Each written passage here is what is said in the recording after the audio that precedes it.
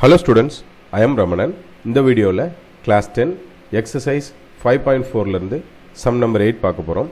இது important 2 mark question compulsoryல கேட்கலாம் அல்லது 5 markல கேட்கலாம். Find the equation of the perpendicular bisector of the line joining points. இது A, இது B. இதுக்கான points -4, 2. இது 6, -4. Okay, perpendicular bisector. Bisectorனா என்ன அர்த்தம்? கண்டிப்பா இந்த பாயிண்ட் மிட் பாயிண்ட்னு அர்த்தம். perpendicularஆவும் இருக்கும், bisectorஆவும் இருக்கும். perpendicular in the sense strictly 90 degree. அப்ப we have to find the value of that is equation of CD. முதல்ல AB ஓட மிட் பாயிண்ட் இல்லையா? first mid point of AB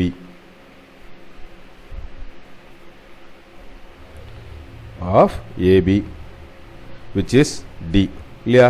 நமக்கு என்ன ஃபார்முலா தெரியும்?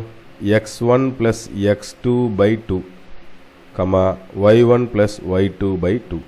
ஏன் மிட் பாயிண்ட் கண்டுபிடிக்கணும்? பைசெக்ட் அப்படின்னா என்ன அர்த்தம்? கரெக்டாக ரெண்டா பிரிக்குதுன்னு அர்த்தம். சென்டர் பாயிண்ட், அப்போ மிட் பாயிண்ட் தானே.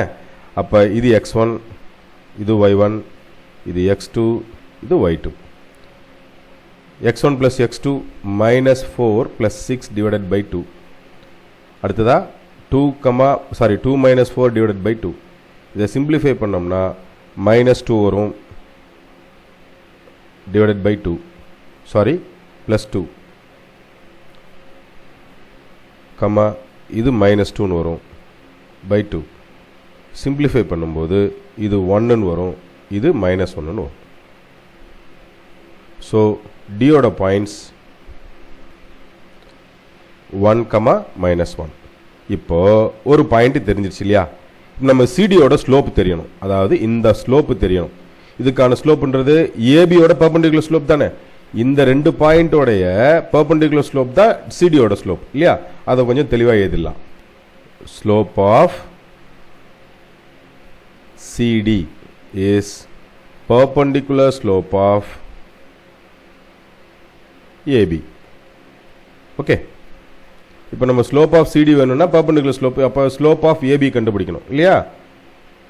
ஸ்லோப் ஆஃப் ஏபி ஃபர்ஸ்ட் கண்டுபிடிச்சிட்டா ஈஸியாக கண்டுபிடிச்சிடலாம். y2 minus y1 divided by x2 minus x1. இப்போ y2 ஓட வேல்யூ என்ன நமக்கு தெரியும்? -4 minus 2 divided by 6 minus of -4ன்றது +4 வரும். அப்போ மேலே நியூமரேட்டரில் நமக்கு -6, டினாமினேட்டரில் 10 வரும். ஸோ சிம்பிளிஃபை பண்ணால் we get -3 divided by 5. இது வந்து வெறுமனே ஸ்லோப் தான். அப்போ ஸ்லோப் ஆஃப் சிடின்னு வரும்போது பெர்பெண்டிகுலர் ஸ்லோப் இல்லையா? ஸ்லோப் ஆஃப் சிடி கொஞ்சம் தெளிவாக எழுதிக்கலாம். பெர்பெண்டிகுலர் ஸ்லோப் ஆஃப் ஏபி எழுதிக்கிட்டாக்கா நமக்கு ரிவிஷன் சமயத்தில் கன்ஃபியூஷன் இருக்காது, ஏன் இதை செஞ்சோம் அப்படின்னு. So -1/m. -1/mன்றது என்ன? -1/-3/5 ரெசிப்ரோகேட் பண்ணும்போது -5/-3 ரெண்டும் கேன்சல் ஆகிட்டா 5/3ன்னு வரும்.